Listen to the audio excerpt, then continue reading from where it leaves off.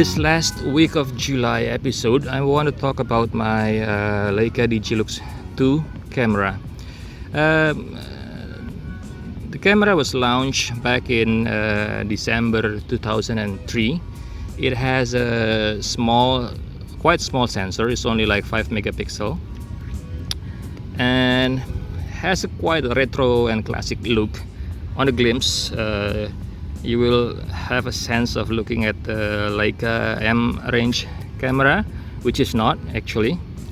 And outside, the body is made of metal, and it's coated with rubber material, so it really has a nice grip on it.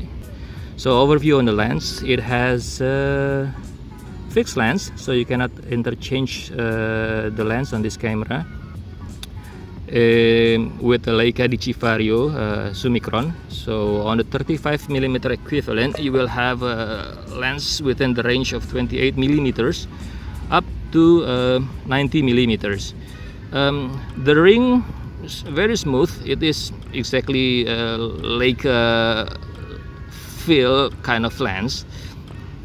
So not as a usual Leica lens. Usually we will find an aperture ring on the outer side of the lens. So on this camera we will find the zoom level on this part, and on the middle we will find the focusing ring. So we have an option between AF macro and a normal autofocus. We can switch this to manual focus by pressing the button on the left side of the ring. So once it is pressed, we can move the ring, switch to manual option.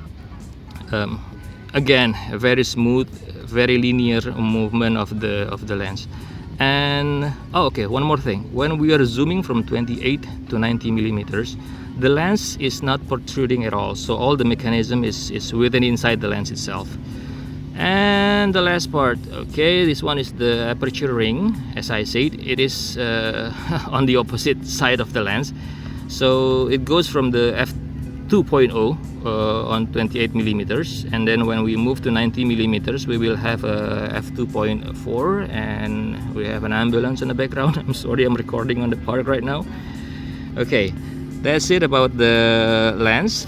On this side, instead of finding a power button, you will find a light meter switch. You can switch between spot, multi, or center weighted. And this is the shutter speed button. So you can choose the fastest is 1 to 20,000 a second, and up to the slowest to 2 seconds plus. Okay, the hot shoes is on the left side above the viewfinder. This is an electronic viewfinder. It's not a rangefinder, because on the front part, what it looks like a rangefinder window is actually a set of sensors that the camera uses for focusing, light meter, and everything.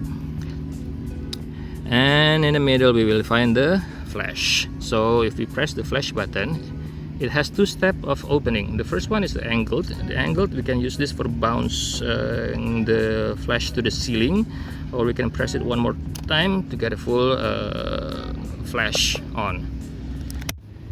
Now it comes to the downside of the camera itself.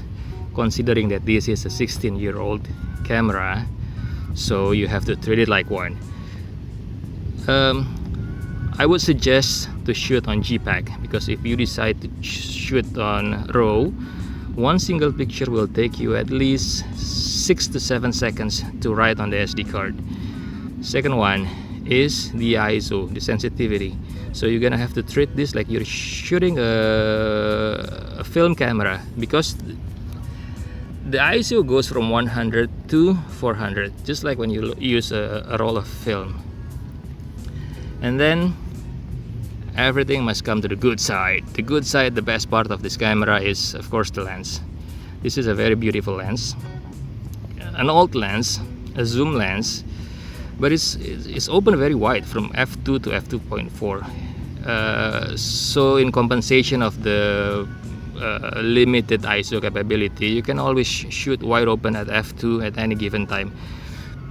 It's sharp enough for a 16-year-old camera for me. And then the contrast level of this lens is actually it's quite good. It's very good. And then it has all the manual setting. It has a smooth movement of the ring. So the good part, the best part of the camera for me is the lens. So imagine if this kind of lens paired with a full frame size sensor, we might have a Leica Q2 Vario. That'll be great. Okay, so owning a Leica Digilux 2 from 2003 in 2020, is it worth it? So if you're looking for specs, I would say no. It is too painstakingly slow. And specs is no, speed is no. The price for me is quite yes. I can get this kind of camera on eBay for the range around 300 to 500 euro. And then the image coming from this camera is satisfying for me, and the experience is it's like just like any other camera. It's like any other Leica camera. I own Leica M, I own Leica T, so yeah, it gives me the similar experience. So that's it for today's episode. I will see you again on the next one. I'm Ibnu Fajar.